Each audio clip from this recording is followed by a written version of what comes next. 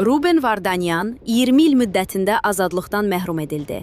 Erməni diasporu, lobisi, Bakıda məhkəmə qarşısına çıxarılanların azad edilməsi ilə bağlı kampaniyada üstünlüyü xüsusilə Ruben Vardanyana verir. Digərlərini onun fonunda müdafiə edirdilər. Bunun səbəbi Vardanyanın pulu və nüfuzlu dostları idi. Misal üçün, Amerika Beynəlxalq İnkişaf Agentliyinin rəhbəri, dırnaqarası erməni soyqırımının qatı müdafiəçisi, Azərbaycana qarşı isə sərt mövqe sərgiləyən Samantha Powerlə Vardanyan arasında isti münasibətlər olub. Birincinin bu münasibətlərdən gəlir əldə etdiyi haqda məlumatlar da var. Rubenin Bakıda istintaqa Samantha Powerlə bağlı lazımi informasiyalar verdiyi də deyilir. Vardanyan sona qədər ümid edirdi ki, separatçılar arasında heç olmasa o azad ediləcək. Lakin nə pulu, nə də dostları onu xilas edə bildi.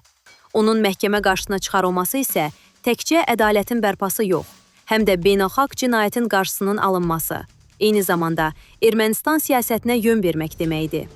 Onun Qarabağa gəlişinin hədəflərinə baxdıqda bunu anlamaq olur. Vardanyan Qarabağa çirkli pulların yuyulmasını davam etdirə bilmək və qərb sanksiyalarından yayınmaq məqsədi ilə gəlmişdi. Onun Troika Dialoq Bankı uzun illər çirkli pulların yuyulma platforması kimi istifadə olunub.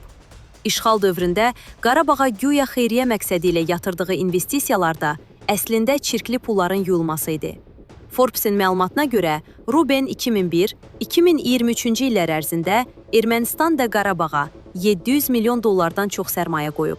Təkcə 2022-ci ildə Xankəndiyə gəlişi zamanı 900 min dollar pul xərcləyib. Ukrayna müharibəsi başlayandan sonra Rusiyaya qarşı sanksiyaların hədəfinə çevrilən Vardanyan, Qarabağa qaçmaqla, günahını siyasi vitrinə çıxmaqla təmizləməyi də düşünürdü. Hesab edirdi ki, Qarabağda xərclədiyi pullar qərbdə separatçıları dəstəkləyənlər tərəfindən alqışla qarşılanacaq.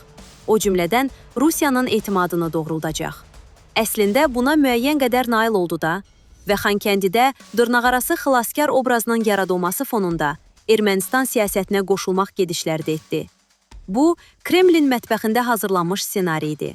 Separatçıları qorumağa çalışan Rusiya əlavə pul xərcləməmək üçün Vardanyanın maliyyəsindən istifadə etdi.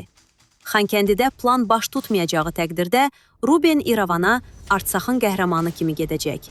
Oliqarx siyasətçi kimi Paşinyana qarşı siyasi mübarizənin liderinə çevriləcəkdi. Bu baxımdan Rubenin Xankəndidən İrəvana gedərkən Laçın postunda həbs edilməsi və nəhayət məhkəmə hökmü ilə cəzalandırılması Bakının regional prosesləri nəzarətdə saxladığı və hadisələrin inkişafına yön verməsi kimi də qiymətləndirilə bilər. Siyasi şərhçi Asif Nərimanlı. Dəyərli izləyicilər, ölkə və dünya gündəmi ilə bağlı xəbərlər təqdim etməyə davam edəcəyik. Öz fikirlərinizi şərh bölümündə qeyd etməyi unutmayın. Sağlıqla qalın.